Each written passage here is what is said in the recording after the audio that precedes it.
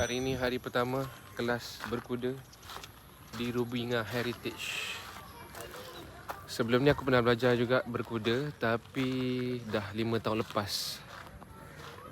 Yang best dekat sini adalah dekat lah dengan KL, dekat Jalan Cakak Gombak. Lepas tu dia ada memanah juga, boleh belajar memanah. And then ride kat sini. So ni kuda-kuda dia lah. Budak-budak naik fun ride. Kandang kuda dia guys. So yang pertama kena pakai helmet dulu.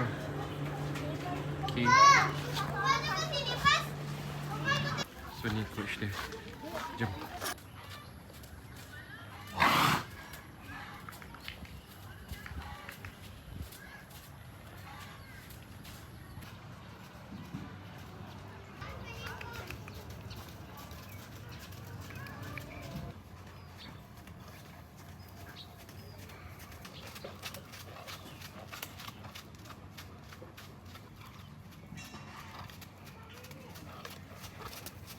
So kalau korang ride dekat sini, anak-anak boleh main dengan nampak. Okay. Relax. Ada rusa ke apa tu?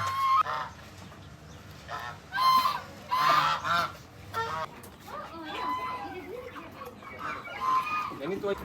Ni kerek dah.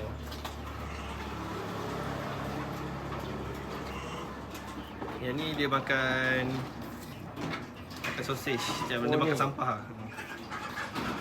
Kalau nak rasa digigit boleh lah, letak jari. Settle first day. Dia rasa macam apa tau? Rasa macam kau baru start balik leg day.